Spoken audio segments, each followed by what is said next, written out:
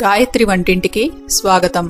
ఇక్కడ నేను చూపించబోయే వంటని మీరు కూడా చేసి మీ ఫ్యామిలీ మెంబర్స్తో రుచి చూసి ఎంజాయ్ చేస్తారని ఆశిస్తాను. ఈ వంటలపై మీ అభిప్రాయాలు, ప్రశ్నలు నాకు gayatri@gayatrivantillu.com ద్వారా తెలియపరచగలరు. గాయత్రి వంటింట్లో ఈరోజు క్యాండీడ్ పీల్స్ ఇంకా ఫ్రూట్ క్యాండీస్ తయారు చేయడం నేర్చుకుందాం. ముందుగా క్యాండీడ్ ఆరెంజ్ పీల్స్ని తయారు చేయడం నేర్చుకుందాం. కమలా పళ్ళు తెచ్చుకున్నప్పుడు తొక్కల్ని తీసేసి తొనల్ని తింటాము, లేదంటే జ్యూస్ పిండుకుని తాగుతాము. ఆ తొక్కల్ని సాధారణంగా పారేస్తూ ఉంటాము. అలా ఆ తొక్కల్ని పారేయకుండా వాటితో క్యాండీడ్ పీల్స్ ఏ రకంగా తయారు చేసుకోవచ్చో ఈరోజు తెలుసుకుందాం. ఇక్కడ 2 కమలా పళ్ళు తీసుకున్నాను. వాటి రసం తీసేసి ఆ తొక్కలు మాత్రం తీసుకున్నాను.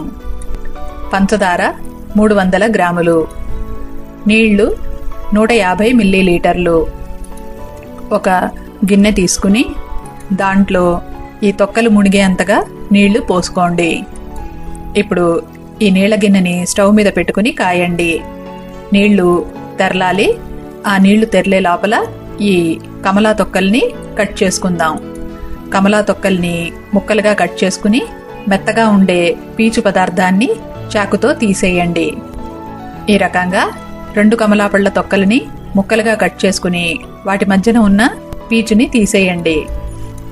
ఇప్పుడు ఇక్కడ నీళ్లు తెరులుతున్నాయి. దాంట్లో ఈ తయారు చేసుకున్న కమలా తొక్కల్ని వేసుకోండి. ఒకసారి గరిటెతో కలుపుకుని నీళ్లు తెరలేదాకా ఉంచండి. నీళ్లు తెరలటం మొదలుపెట్టిన దగ్గర నుంచి 10 నిమిషాల పాటు ఈ తొక్కల్ని ఉడికించండి. ఇప్పుడు ఆ నీళ్లన్నిటినీ తీసేసి ఆ గిన్నెలో మళ్ళీ మంచినీళ్లు పోసి స్టవ్ మీద పెట్టుకోండి. మళ్ళీ నీళ్లు తెరలేదాకా కాయండి. నీళ్లు తెరలటం మొదలుపెట్టిన దగ్గర నుంచి 10 నిమిషాల పాటు ఉడికించండి. ఇప్పుడు మళ్ళీ నీళ్లు తీసేయండి. నీళ్లన్నీ తీసేసిన తర్వాత ఈ గిన్నె మీద మూత పెట్టుకుని కాసేపు పక్కన పెట్టుకోండి. ఇప్పుడు స్టవ్ మీద ఒక బౌల్ పెట్టుకుని దాంట్లో కొలిచి పెట్టుకున్న నీళ్ళని పోయండి. ఆ పైన పంచదారను కూడా వేసి గరిటెతో కలపండి. పంచదార కరిగేదాకా గరిటెతో కలుపుతూ ఉండండి. పంచదార పూర్తిగా కరిగాక స్టవ్ ఫ్లేమ్ తగ్గించుకుని దాంట్లో ఈ ఉడికించి పెట్టుకున్న కమలా తొక్కల్ని వేయండి. గరిటెతో ఒకసారి కలిపి అలా లో ఫ్లేమ్లో 10 నిమిషాల పాటు ఉడికించండి. 10 నిమిషాలు అయ్యేసరికి ఇక్కడ చూస్తున్నారు, ఈ రకంగా నురగగా వస్తుంది. ఆ పాటికి తొక్కలు కూడా ఉడుకుతాయి. ఇప్పుడు స్టవ్ ఆఫ్ చేసేసుకుని 10 నిమిషాల పాటు పక్కన పెట్టుకోండి. ఒక బౌల్ తీసుకుని దాంట్లోకి ఈ కమలా తొక్కల్ని పాకంతో పాటు వేసుకోండి. ఈ బౌల్ని ఓవర్ నైట్ పక్కన పెట్టుకోవాలి. మరుసటి రోజుకి అవి బాగా ఊరి ఉంటాయి.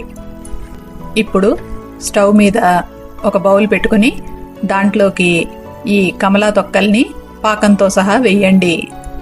ఈ పంచదార పాకం తెరలేదాకా కాయండి. పాకం తెరులుతున్నప్పుడు స్టవ్ ఫ్లేమ్ తగ్గించుకుని 20 నిమిషాల పాటు ఉడికించండి. 20 నిమిషాలు అయిన తర్వాత స్టవ్ ఆఫ్ చేయండి. ఒక బౌల్లో జల్లెడని పెట్టుకుని ఈ మిశ్రమాన్ని వడగట్టండి. ఇలా తయారు చేసుకున్న ఆరెంజ్ క్యాండీడ్ పీల్ని ఒక ప్లేట్లో వేసుకుని పరవండి. ముక్కలన్నీ ఒకదానికొకటి అంటుకోకుండా విడివిడిగా పరవండి. ఇప్పుడు వీటిని పూర్తిగా ఎండనివ్వాలి. చల్లారేదాకా వీటిని ఎండబెట్టుకోండి. ఈ రకంగా ఎండిన తర్వాత చూస్తే మెత్తగానూ ఉంటాయి, జ్యూసీగానూ ఉంటాయి. నోట్లో వేసుకుని చూస్తే ఎంతో టేస్టీగా కూడా ఉంటాయి. కావలసిన సైజులో ముక్కలుగా కట్ చేసుకోండి. ఈ క్యాండీడ్ ఆరెంజ్ పీల్ని ఫ్రూట్ కేక్స్లో వేసుకున్నప్పుడు రుచిగా ఉంటుంది. ఈ కమలా తొక్కలకి మంచి సువాసన ఉంటుంది. కాబట్టి వృధాగా పోనివ్వకుండా ఈ రకంగా క్యాండీడ్ పీల్ చేసుకుని కేక్స్లో వేసుకోవచ్చు. ఏదైనా పొడి సీసా తీసుకుని దాంట్లో ఈ క్యాండీడ్ పీల్ని వేసుకుని మూత పెట్టుకుని స్టోర్ చేసుకోండి. ఇదే రకంగా నిమ్మకాయలతోనూ చేసుకోవచ్చు. నిమ్మకాయలు తెచ్చుకున్నప్పుడు రసం పిండుకుంటాము. ఆ తొక్కల్ని పారేయకుండా వాటిని కట్ చేసుకుని వాటి నుంచి మెత్తగా ఉన్న పీచుని విడదీసి క్యాండీడ్ లెమన్ పీల్స్ చేసుకోవచ్చు. ఇందాక క్యాండీడ్ ఆరెంజ్ పీల్ చేయటం చూసాం కదా, అదే రకంగా ఈ నిమ్మ తొక్కలతో కూడా క్యాండీడ్ లెమన్ పీల్ని చేసుకోవచ్చు. ఇవి కూడా నిమ్మ వాసనతో ఎంతో టేస్టీగా ఉంటాయి. కావలసిన సైజులో కట్ చేసుకుని ఉపయోగించుకోవచ్చు. ఇప్పుడు ఫ్రెష్ ఫ్రూట్ క్యాండీస్ ఏ రకంగా తయారు చేసుకోవచ్చో చూద్దాం. అందులో పైనాపిల్ క్యాండీని తయారు చేయటం చూద్దాం. పైనాపిల్ తెచ్చుకున్నప్పుడు ఆకుపచ్చ రంగులో ఉండే ఈ కుచ్చుని పట్టుకుని మెలి తిప్పారంటే పండు నుంచి విడిబడి వస్తుంది. ఈ రకంగా తేలిగ్గా విడిబడి వస్తుంది. ఇప్పుడు తలవైపునున్న ఈ పోర్షన్ని కట్ చేసుకోండి. ఈ పైనాపిల్కి పెచ్చుని తీయాలి. షార్ప్ నైఫ్ తీసుకుని జాగ్రత్తగా కట్ చేసుకోండి. కట్ చేసేటప్పుడు చేతులు జాగ్రత్త, పండు కదా కొద్దిగా జారుతుంది, అలాగే పై తొక్క కూడా మందంగా ఉంటుంది కాబట్టి జాగ్రత్తగా కట్ చేసుకోండి. ఈ రకంగా పెచ్చుని తీసేసుకుని పైనాపిల్ని స్లైసెస్గా కట్ చేసుకోండి. అన్ని ముక్కల్ని ఒకసారే వాడక్కర్లేదు. వీటిని ఏ రకంగా స్టోర్ చేసుకోవచ్చో ముందు తెలుసుకుందాం. 2 పైనాపిల్ స్లైసెస్ని తీసుకుని జిప్లాక్ బ్యాగ్లో పెట్టుకోండి.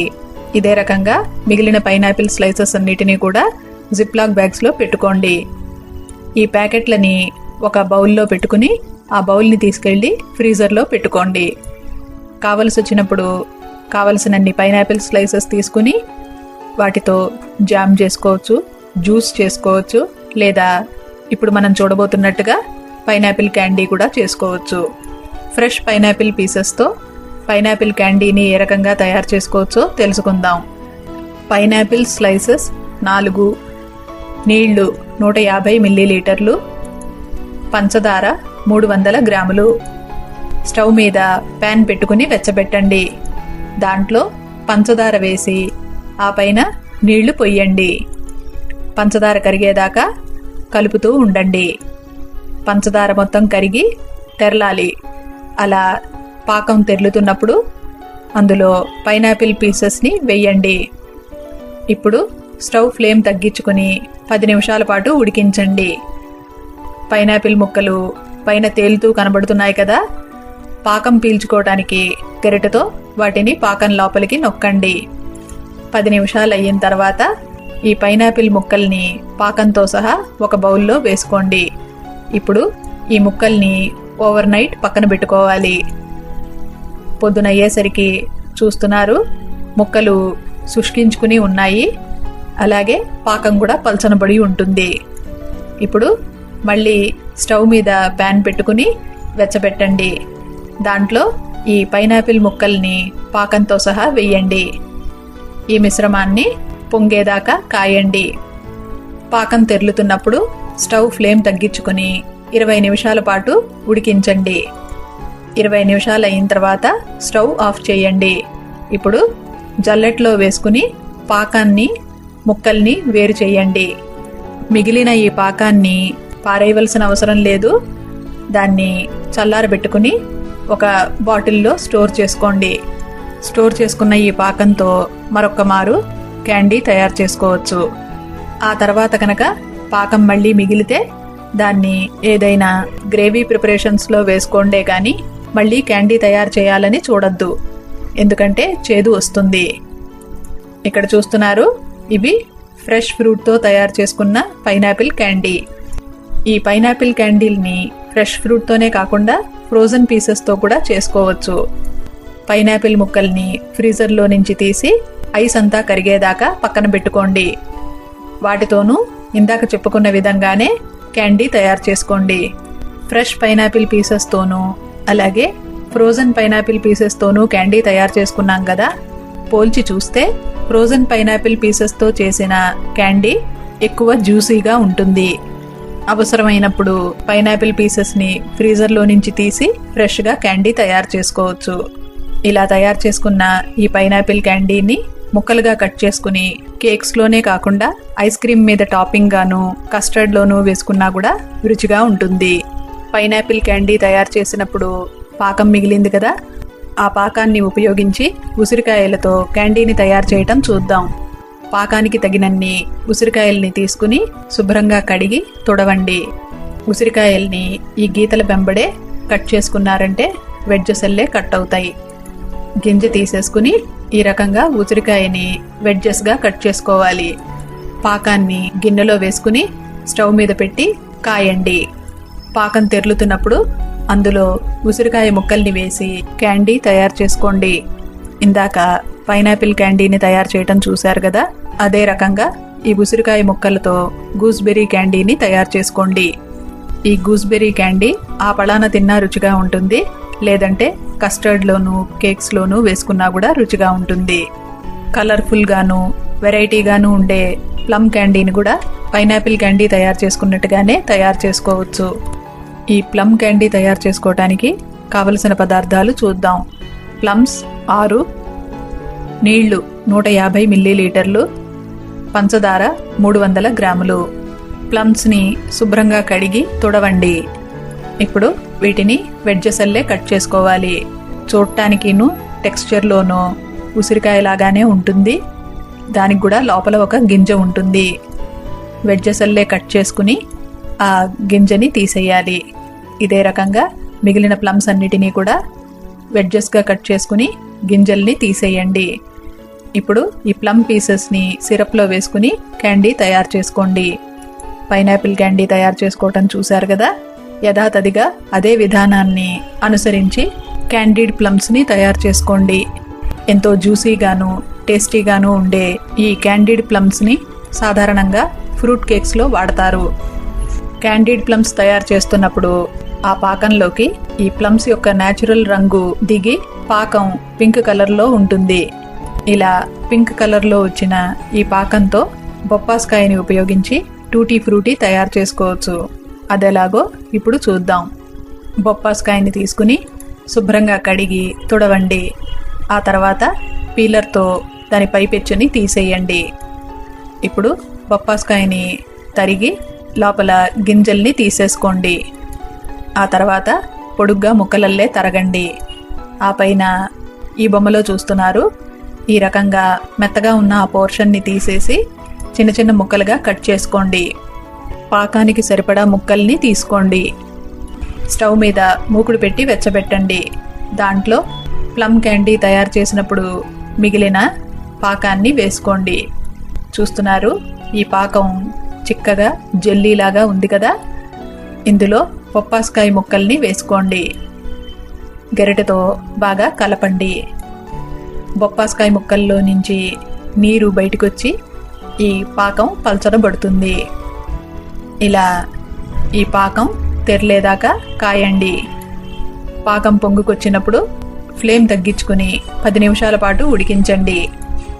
ఆ తర్వాత ఆ బొప్పాస్కాయ ముక్కల్ని పాకంతో పాటు ఒక గిన్నెలో వేసుకుని ఓవర్ నైట్ పక్కన పెట్టుకోండి. ఇప్పుడు మళ్ళీ స్టవ్ మీద మూకుడు పెట్టుకుని దాంట్లో పాకంతో సహా ఈ బొప్పాస్కాయ ముక్కల్ని వేసుకోండి. పాకం తెరలేదాకా కాయండి. పాకం తెరులుతున్నప్పుడు స్టవ్ ఫ్లేమ్ తగ్గించుకుని 20 నిమిషాల పాటు ఉడికించండి. ఆ తర్వాత జల్లెట్లో వేసుకుని పాకాన్ని ముక్కల్ని వేరు చేయండి. చూశారు, బొప్పాస్కాయ ముక్కలకి ఈ సిరప్ నుంచి న్యాచురల్గా పింక్ కలర్ అంటింది. ఇలా తయారు చేసుకున్న ఈ టూటీ ఫ్రూటీని ఐస్ క్రీమ్స్తో సర్వ్ చేసుకోవచ్చు, కస్టర్డ్స్లో ఉపయోగించవచ్చు, లేదంటే కేక్స్లో కూడా వేసుకోవచ్చు. బొప్పాస్కాయ ముక్కలతో టూటీ ఫ్రూటీ తయారు చేసుకున్న తర్వాత పాకం మిగిలింది కదా, ఈ పాకం చూస్తున్నారు, ఎంతో చిక్కగా ఉంది. స్పూన్తో తీసి చూస్తే లిక్విడ్ గ్లూకోజ్ లాగా సాగుతుంది. ఒకసారి ఈ పాకాన్ని ఉపయోగించి టూటీ ఫ్రూటీ తయారు చేశాం కదా, ఇప్పుడు మళ్ళీ ఈ మిగిలిన ఈ పాకాన్ని ఉపయోగించి వేరొక క్యాండీ తయారు చేయాలని చూడకండి. ఎందుకంటే ఈ మిగిలిన పాకాన్ని రెండోసారి కనుక స్టవ్ మీద పెట్టి కాస్తే అది చేదు వస్తుంది. అలాగని ఈ పాకాన్ని పారేయవలసిన అవసరం లేదు. ఏదైనా గ్రేవీ కూరలు అంటే పన్నీర్ మటర్, ఆలూ మటర్ ఇలాంటి గ్రేవీ కూరలు ఏవైనా తయారు చేసుకున్నప్పుడు వాటిల్లో కొద్దిగా ఈ మిగిలిన పాకాన్ని వేసుకుంటే పాకము ఉపయోగపడుతుంది, అలాగే ఆ కూరకి కూడా రుచి పెరుగుతుంది. కాకపోతే కూర తయారు చేసుకున్న తర్వాత స్టవ్ ఆఫ్ చేశాక ఈ పాకాన్ని ఆ వేడి కూరలో కలపండి. ఇలా తయారు చేసుకున్న క్యాండీలని ముక్కలుగా కట్ చేసుకుని చిన్న జార్లలో వేసుకుని మూత పెట్టుకుని ఫ్రిడ్జ్లో స్టోర్ చేసుకోవచ్చు. వీటిని ఐస్ క్రీమ్ టాపింగ్స్ గాను, కస్టర్డ్స్ లోను, ఫ్రూట్ కేక్స్ లోను దేంతోనైనా సర్వ్ చేసుకోవచ్చు. ఈ మూవీ క్లిప్ ద్వారా చూపించిన ఈ రెసిపీ మీకు ఉపయోగపడుతుందని ఆశిస్తాను. ఈ రెసిపీకి సంబంధించిన డీటెయిల్డ్ డిస్క్రిప్షన్, టిప్స్ మీరు నా వెబ్సైట్లో చూడగలరు. ఇలాంటి మరెన్నో వంటలని మీరు నా వెబ్సైట్ gayatrivantillu.com లో చూడగలరు.